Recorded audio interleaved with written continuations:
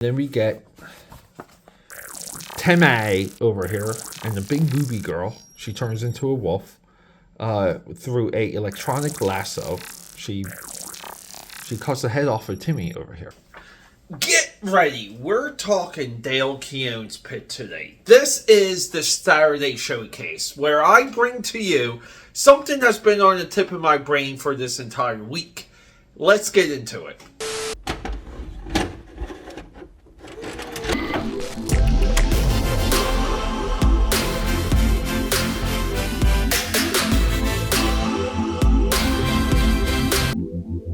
AKA Padders, what's up? Peter A DeLuca here, AKA Pad69. I hope you guys like a little bit of the red ambiance. But I'm Peter A DeLuca here, coming to you and known throughout Philadelphia, PA, Europe, and the vast multiverse as your eclectic one. So, let me just bend down real quick.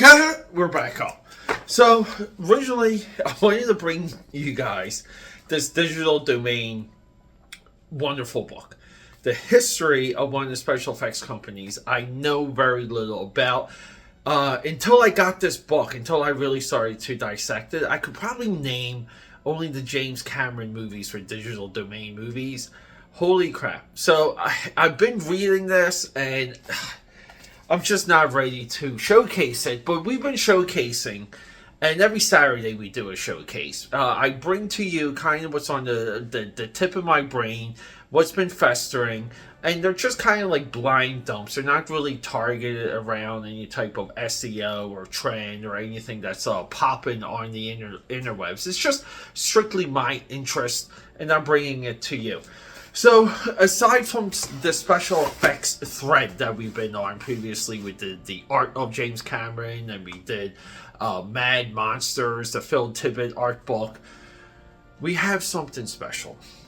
So, I kind of been on this deep dive with what I have of Dale Keown's Pitt. And previously, the Pitt that I knew, I had the full bleed issues, and I had maybe issues 1 through 4, 1 through 5 of the Image Comics run, and his first appearance in Youngblood. I believe it was Youngblood 4. I think it was Youngblood 4. Which is later reprinted here in issue 1.5, which is I can't find it here because, well, we're not very organized. Issue 1.5, or I'm sorry, issue half, is the reprint of Pitt's first appearance. So when we get into his full bleed run, and the part of the history of Pitt is Dale Keown basically gets convinced by, I believe it was Rob Liefeld, to enter into the Image stuff, and he goes, I'll give you a backup story. He comes up with Pitt, very popular from that backup story, and then from there launch pads into it's like we can't say month to month Pitt was this magnifying book. The image of Pitt, the way how Pitt was used all throughout early Image Comics. We're talking Pitt was in Gen 13, Pitt was in the Max, Pitt was in Cyberforce. The entire Image group loved the character Pitt. He, in my opinion too, was a little bit deeper of a take on the Hulk. Now we have the Hulk, right? But the Hulk at the time was going through its true gestation period with Peter David, and in a way it was Peter David's Hulk. It wasn't really the Hulk. It wasn't until way after Peter David where the character somewhat came back to center, never fully. And what I'm trying to say is, if you just wanted the Hulk, the Pitt was enough. And at the time, the Hulk was very sophisticated. It was a highbrow intellectual superhero book that Dale Keown also previously drew. With all of that said, the Image founders let Pitt go. They let Pitt go at, I believe, issues 9 or 10, or between such. This is somewhat of an Image schism that people don't speak of, because we had Mark Silvestri leaving, we had Jim Lee leaving, we had Rob Liefeld leaving, and a lot of these initial founders and or magnifying members that created characters that were of high significance to Image left or sold their companies or tried to move on to greener pastures, some successfully, some not. What happened with Dale Keown at this point is highly interesting because him, through the advice of his business manager, they leave Image and they do it themselves and they get into Full Bleed. And during the end of his Full Bleed run, remember, Pitt only ran 20 issues, but towards the end of this run, Dale Keown became an author. He became an all-encompassing creative force for his own book, requiring very little assistance from anyone else. Now, this blew out the release schedule of those Full Bleed issues, but I will tell you this. I get it. Stores lose money because they have money in the float when they order something from the catalog, and the catalog cannot, or the catalog distribution service cannot ship those books. We have to have refunds, or we keep the money and we ship the book when it comes. This just creates chaos, and a lot of this, it's true and false at the same time, and it's not really attributed as one of the as the entire factor of the collapse of the comic book industry in the 90s.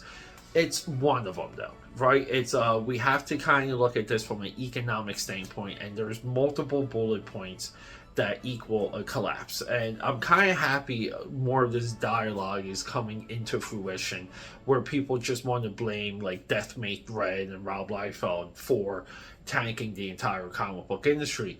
No, collectively, all the late books, and yes, some of these people I named are guilty of such, but at the same time, we also have to question some of the policies of the distribution house, Diamond Collectibles, Diamond Distribution, Diamond Previews. We have to question some of their policies and how those policies, in effect, did not take comic book stores off the hook when they placed said orders. Dale Keown is a metalhead. He's I believe he's a guitarist, right? Or a drummer, but the guy's a musician and he wants to rock out. Pitt is this emblematic expression of really what Dale Keown is. With all of that said, he made us wait.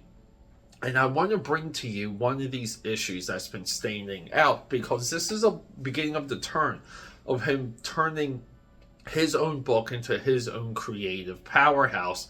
Now, at this point, he only did it for a few issues, but I want to bring you the one issue that's kind of been sticking with me for a little bit now, and I want to kind of show you some of what was leading into that.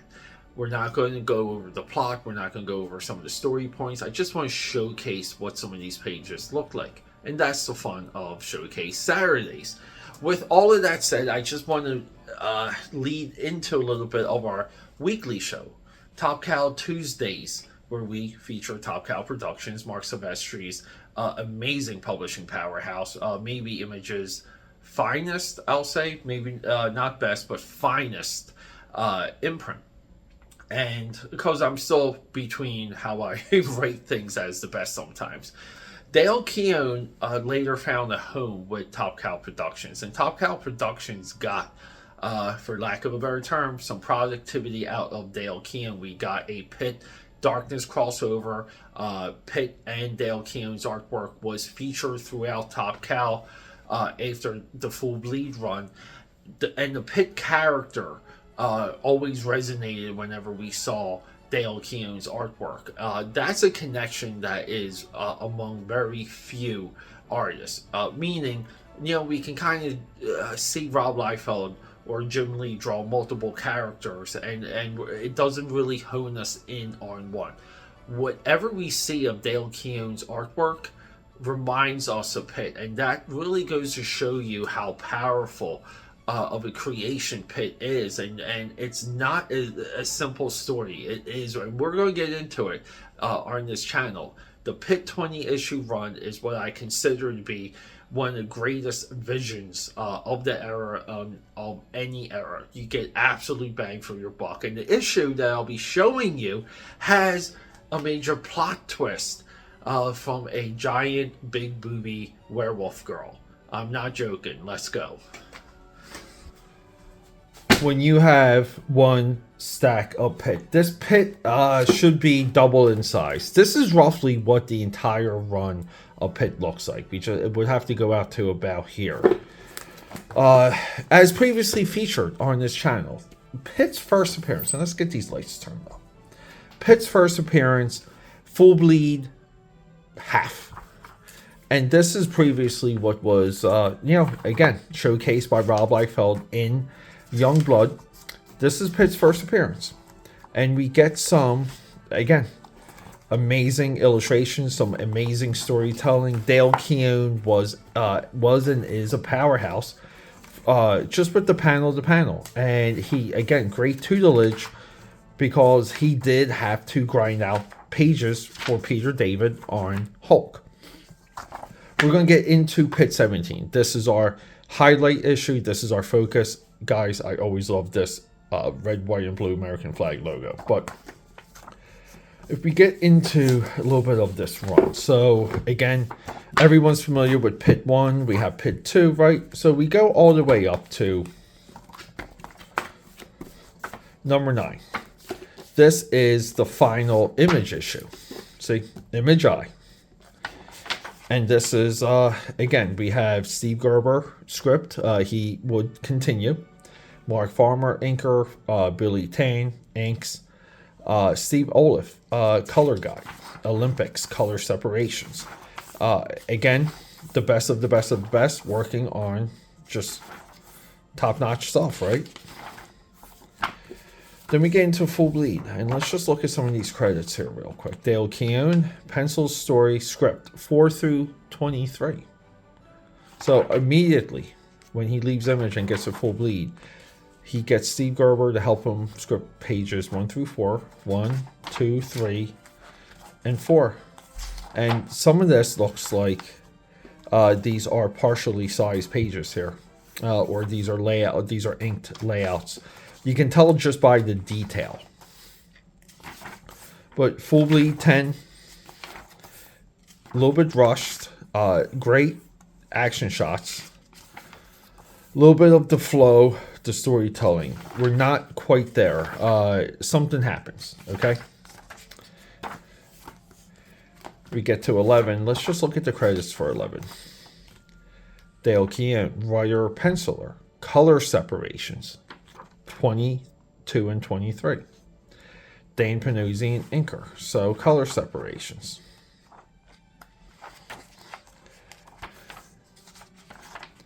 Right here. So we see something here. We kind of see a little bit more of an airbrush highlight. Something different. We get into the cover. They actually discuss the cover here. Just want to show you guys real quick. Pit stop. So we go through the process here. Color guide. Dane and I made photocopies. So he's Keown is fully involved with the coloring here. So I don't know if you guys see where this is going. So we jump to 17. And we're only at 17 because I previously had this issue from my original collection. And I believe I may have had like 18 or 19. So I never even seen the final issue of Pitt. But Pitt's always been a big gap. Always loved the character. Always appreciated the draftsman that Dale Keown was. Never deep dived into Pitt. That will change. Let's look at the credits. Pencils, inks, plot, Dale Keown. Plot, script, Richard Pace. Okay. Colors, Dale Keown and Brad Heffy. And here we go. Dale Keown is coloring Pitt. And we get this blended airbrush. Okay. Less lasso, or sometimes called halo selections. This is where you would grab the lasso tool and then you would fill it in, and that's kind of how a lot of the spheres of coloring from this era looked. They looked secular almost. It looked like they were kind of stacked in a certain way. But we get Dale Keown here coloring, and yeah, we go back and forth with the results of page to page. meaning the blending for for Pitt ripping through the tank, perfect, right? Amazing highlights, all this stuff, right? But then it kind of gets a little bit muddled. It gets muddled. But then when it counts, we get beautiful blending. And then we get Teme over here, and the big booby girl, she turns into a wolf through a electronic lasso. She cuts the head off of Timmy over here. Plot twist. But then we get, again, this focus on blending, highlights, halo effects. It's there. It's there to the point that no one has quite done it on this level for a regular book. I'm not saying monthly. I'm not saying, like a periodical. I'm just saying a regular book.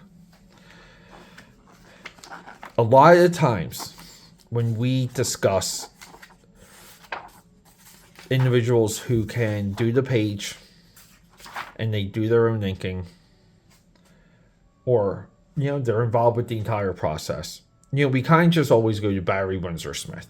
And Barry Windsor Smith coloring is very purposeful, exact, and there, like perfect, right?